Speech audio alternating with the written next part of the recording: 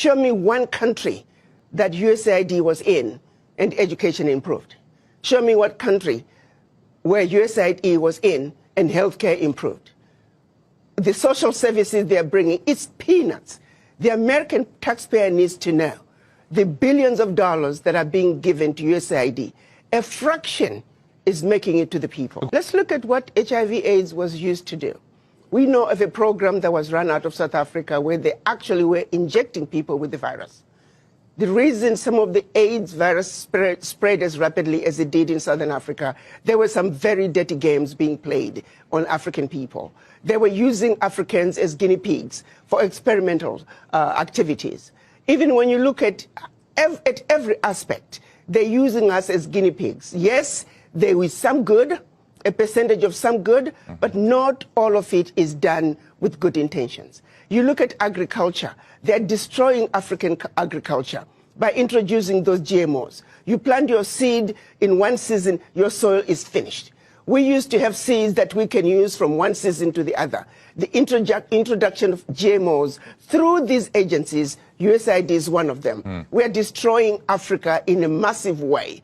A little good is coming out, but by and large, the end result, they mean no good. They can turn around and give us an inventory and say, as long as you have been in Africa and also other parts of the world, show us your success rate.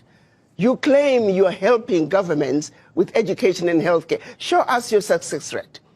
But I also turn around and say, African governments, why do you need this little aid to assist you in providing proper health care, proper education? The average African government can afford to provide those services for their people. Why does such a continent that did so much to help Europe recover continue to be so poor? Let's be realistic here. Let's not talk about peanuts. Africa does not need the aid. What we need is for those who are exploiting Africa to stop.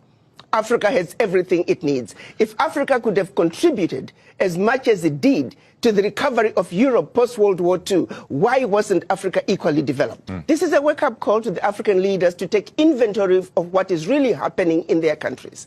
Do they really need the peanuts that are coming in as aid?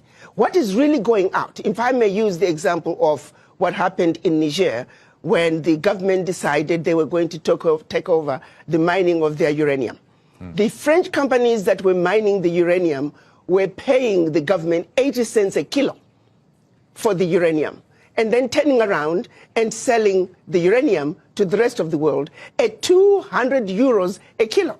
So that one move from the Nigerian government to say we are now going to take ownership of our own uranium, they went from realizing about $1 billion in uranium resources to over 300 billion a year. Do you realize what I'm talking about? No amount of NGO could bring that kind of money. And this is only one mineral.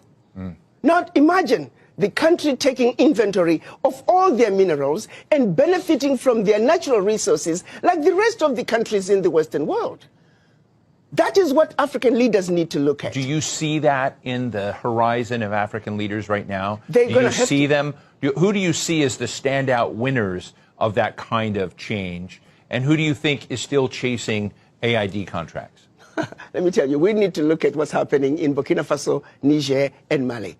President Traoré is standing up. He is saying the natural resources in Burkina Faso, they belong to the people of Burkina Faso. Niger is doing the same thing. Mali is doing the same thing. Every leader must look at what's happening in the Sahel nations to say, like anybody else, you must take care of your people. You have your natural resources.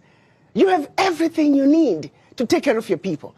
Why do you continue to be beggars? Look at what is being brought in by not only USAID, but all the NGOs in your country. It's peanuts. It's a joke that the African leaders should continue to be beggars of peanuts when you are looking and allowing billions to get out of your country year in and year out, if not trillions, in natural resources that your people should be benefiting from.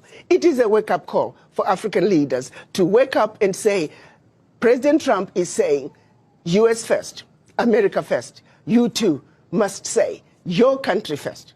because you have everything it takes. It is a joke. It is embarrassing to see I have not seen any African leader cry over USAID leaving. I can tell you for a fact, the average African leader privately is celebrating the exit of USAID because they know